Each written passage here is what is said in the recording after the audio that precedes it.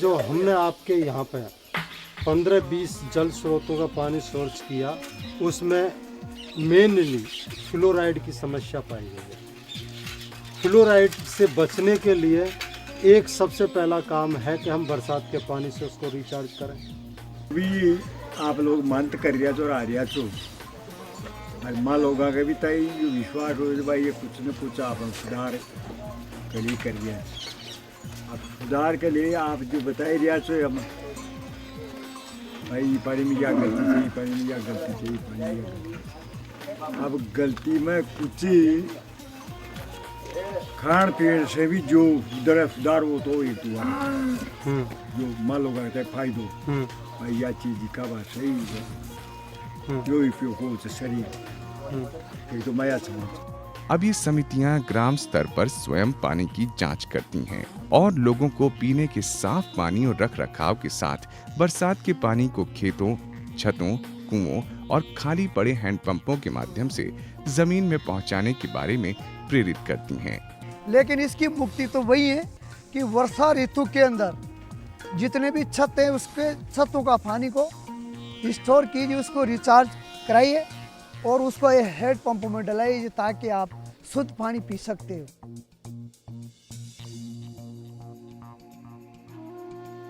जल परीक्षण के दौरान पाया गया कि जिले में कई जल स्रोत ऐसे हैं जहां फ्लोराइड की मात्रा 4 ppm से ज्यादा है। ऐसा ही पाया उलेड़ा पंचायत के गांव सीनता के प्राथमिक विद्यालय के हैंडपंप में। प्रधानाध्यापक और जल साक्षरता समिति ने संस्था की तकनीकी और वित्तीय सहायता से हैंडपंप के पानी से फ्लोराइड की मात्रा कम करने के लिए उठाया एक सार्थक कदम। इस तरह बनकर तैयार हुई रिचार्ज यूनिट। इससे कम से कम स्कूल के विद्यार्थियों को तो स्वच्छ पानी मिलेगा।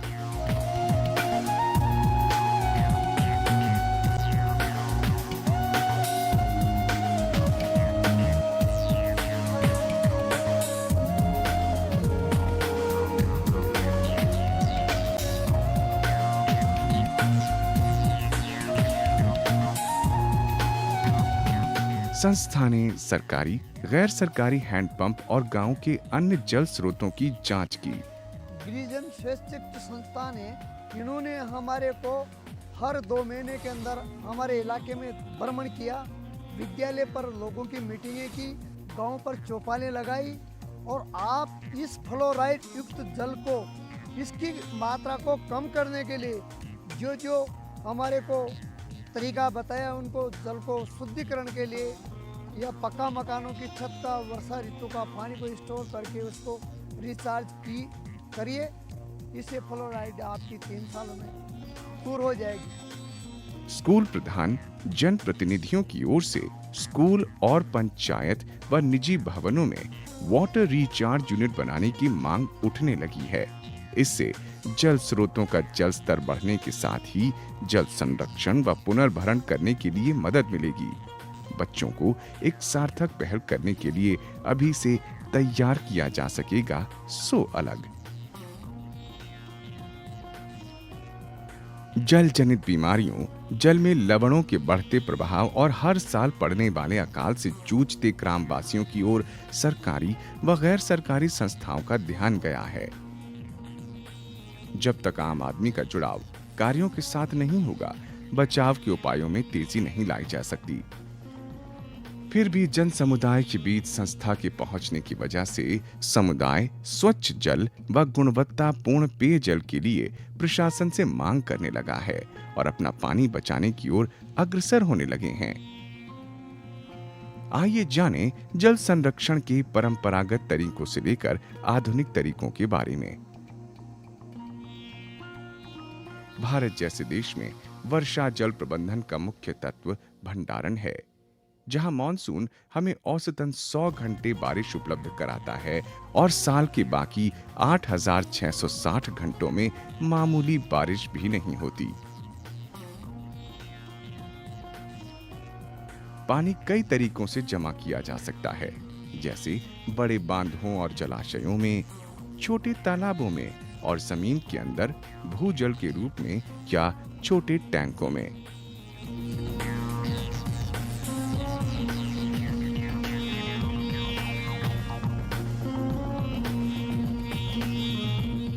पानी की बेहद कमी के समय बावड़ियों और कुओं ने ही साथ दिया है। सरकारी जलापूर्ति बहाल होने पर फिर से इन्हें भुला देते हैं। इनकी ओर किसी का ध्यान नहीं जाता।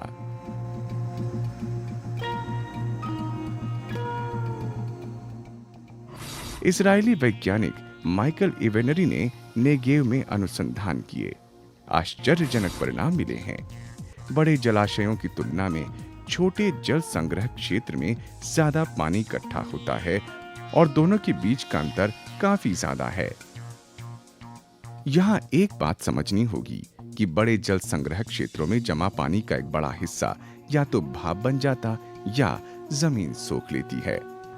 सूखा संभावित इलाके में 1 हेक्टेयर के जल संग्रह बांध में 10 हेक्टेयर के एक बड़े बांध के मुकाबले ज्यादा पानी जमा हो सकता है।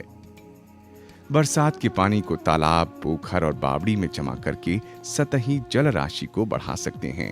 टांकों और कुंडों में बारिश के पानी को जमा किया जा सकता है और नलकूपों, सूखे पड़े कुओं और हैंड पंपों में बारिश के पानी को पहुंचाकर जमीनी पानी के स्तर को बढ़ा सकते हैं।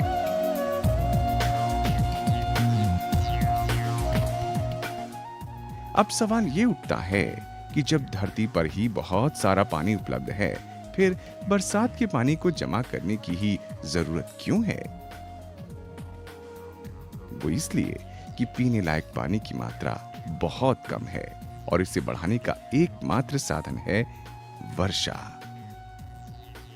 बरसात का पानी जीवाणु और कार्बनिक पदार्थों से मुक्त होता है और इसे सरल तरीकों से शुद्ध कर पीने के काम में ले सकते हैं।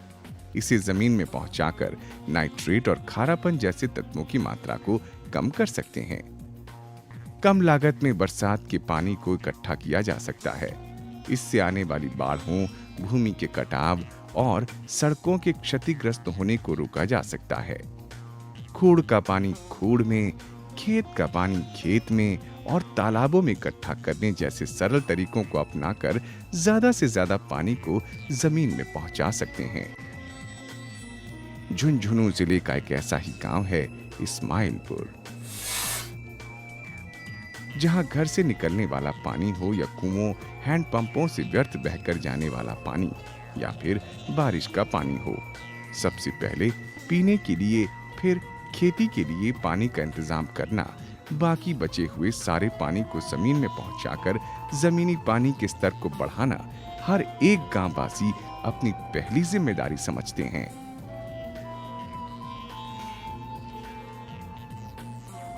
इसके लिए प्रत्येक घर की छत को पाइपलाइनों से जोड़कर घर घर में बने टांकों में उतारा गया।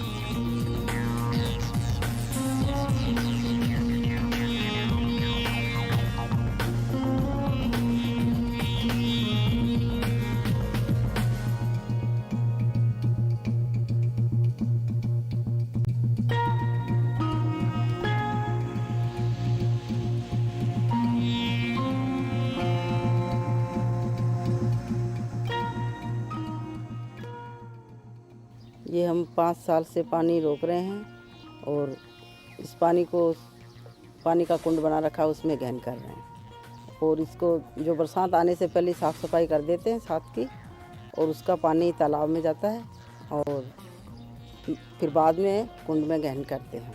और पूरा गांव में हमारी यही सिस्टम है। हर घर में हम सोच गड्ढा भी बना रखे हैं। पानी हम बेकार नहीं जाते, हम जान देते हैं, बूंद बूंद पानी हम रोकते हैं। सभी महिलाओं का काम यही है।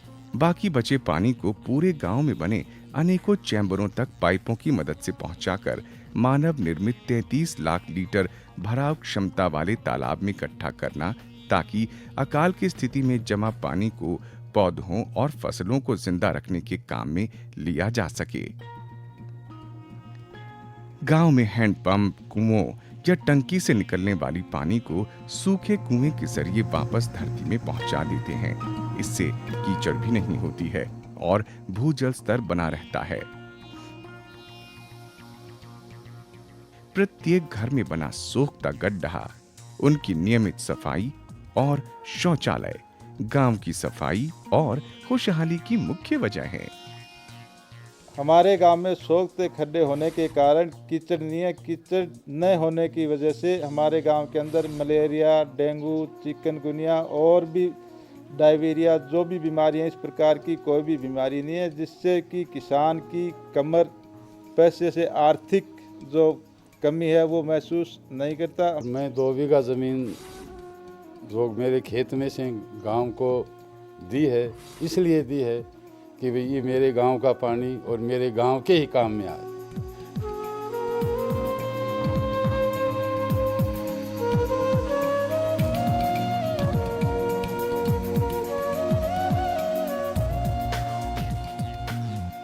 जल ग्रहण क्षेत्र में नाले के सबसे ऊंचे बिंदु से अंतिम छोर तक बहकर आने वाले बरसात के पानी को ज्यादा से ज्यादा जगह पर रोका जाए, जिसके लिए पत्थरों का check dam, gabion check dam, anicut बनाए जा सकते हैं और मिट्टी के बांध बनाकर घास रोपने से मिट्टी के कटाव को भी रोका जा सकता है।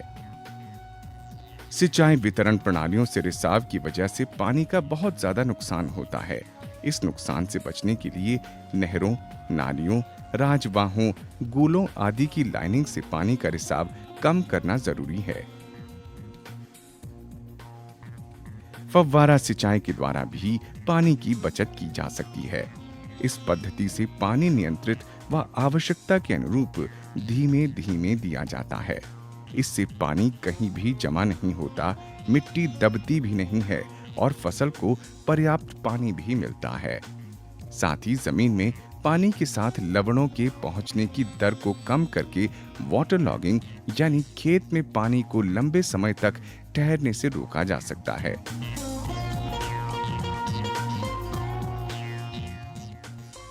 जनसंख्या के अनुपात में रोजगार उपलब्ध करवाने के लिए शहरों और गांवों में कल कारखानों का सृजन किया जा रहा है। इनमें पानी की खास भूमिका है। कल कारखानों में काम में लिए जा रहे प्लांटों का समय पर और सही तरीके से रखरखाव करके पानी के अपव्यय को रोका जा सकता है। उच्च तकनीक द्वारा पानी को पुनः चक्रित करके पुनः काम में लिया जाए तो आने वाले समय में घटते जल स्तर की दर को कम किया जा सकता है। कल कारखानों से निकले प्रदूषित पानी का निस्तारण भी उपयुक्त तकनीक द्वारा किया जाना चाहिए। पानी प्रकृति का बख्शा हुआ नायाब तोहफा है। इससे सीप को मोती मिले, जीवों को तृप्ति, जंगल को हरिता मिले और बहाव को सरिता। आओ मिलकर संकल्प उठाएं, जल, जंगल और जमीन को नुकसान पहुंचाने वालों को रोकें, सही राह दिखाएं।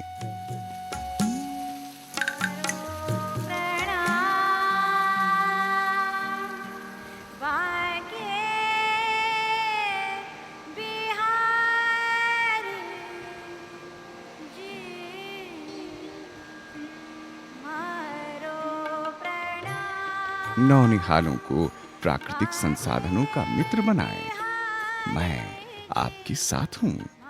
जरा टटोल कर देखो अपने मन को, मैं हूं वहीं।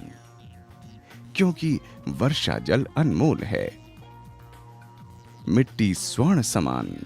इसके समुचित उपयोग से हो मानव कल्याण।